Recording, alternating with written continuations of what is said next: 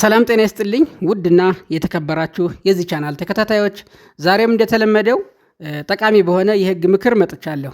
የዛሬ ርዕሳችን እንግዲህ እቃዎችን ከሰው እጅ ስንገዛ ማድረግ ያለብንን ጥንቃቄ ለማስገንዘብ ነው የመጣሁት።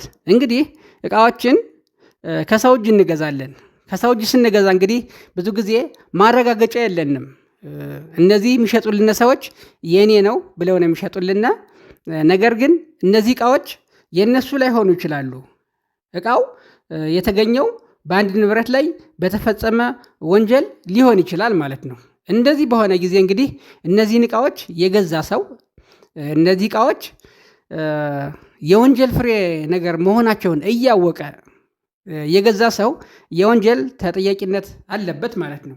ይህም በተመለከተ እንግዲህ የፌዴራል የወንጀል ህግ አንቀጽ 682 ምን ይላል? ንዑስ አንቀጽ 1 ላይ ማንም ሰው እቃው የተገኘው በአንድ ንብረት ላይ በተፈጸመ ወንጀል ምክንያት መሆኑን እያወቀ በመግዛት፣ በተውሶ፣ በስጦታ፣ በመያዣነት የተቀበለ ወይም በማናቸውም ይህንን በመሳሰለ አኳኋን የወሰደ፣ የተገለገለ፣ ያስቀመጠ ወይም የደበቀ፣ አሳልፎ የሸጠ ወይም በመሸጥና በመለወጥ ስምምነት ውስጥ አገናኝ ሆኖ የረዳ እንደሆነ በቀላል እስራት ወይም ነገሩ ከባድ ሲሆን ከ5 ዓመት በማይበልጥ ጽኑ እስራትና በመቀጮ ይቀጣል በማለት ይደነግጋል።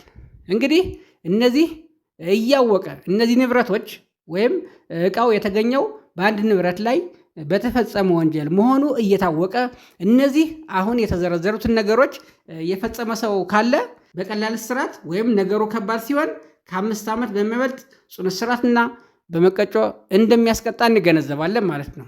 ስለዚህ እቃዎችን ስንገዛ ጥንቃቄ ልናደርግ ይገባል ማለት ነው።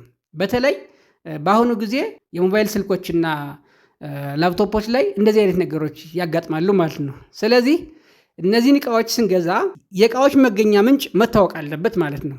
እቃዎች ደረሰኝ ከሌላቸው ለወንጀል ሊያጋልጠን ስለሚችል እቃ ስንገዛ በደረሰኝ የተረጋገጡ ነው እንጂ ደረሰኝ የሌላቸው እቃዎችን ከገዛን ወደ ወንጀል እንዳይከተን ጥንቃቄ ልናደርግ ይገባል ማለት ነው።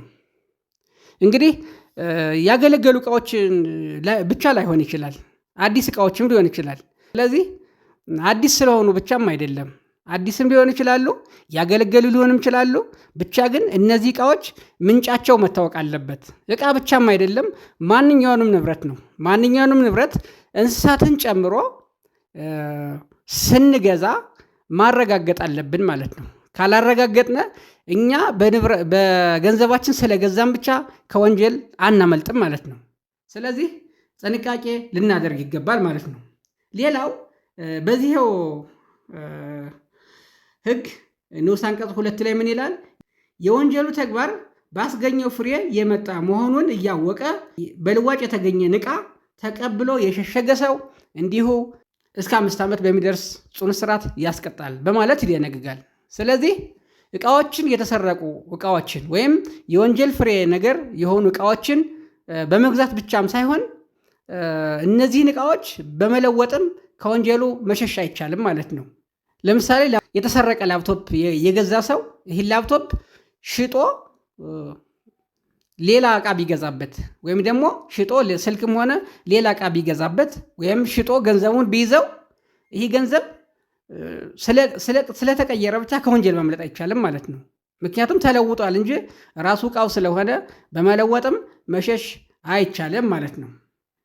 ሌላው በቸልተኝነት የተፈጸመ ከሆነ ከ1 ዓመት በማይበልጥ ቀላል እስራት ያስቀጣል በማለት ይሄው ህግ ንዑስ አንቀጽ 3 ላይ ይደነግጋል ማለት ነው። ስለዚህ ሆን ብለን ብቻም ላይሆን ይችላል። ሆን ብለን የተሰረቀ ዕቃ መሆኑን እያወቅነ ወይም ደግሞ በወንጀል ድርጊት የተገኘ ዕቃ መሆኑን እያወቅነ ብቻም ላይሆን ይችላል። በቸልተኝነት ብንገዛውም ተጠያቂ ነን ማለት ነው። ስለዚህ እቃዎችን ስንገዛ ከሰው እጅ ስንገዛ ጥንቃቄ ልናደርግ ይገባል ማለት ነው። ውድና የተከበራችሁ የዚህ ቻናል ተከታታዮች ዛሬ ያቀረብኩላችሁ የህግ ምክር ይህን ይመስላል። በሌላ ቪዲዮ እስከምንገናኝ ሰላም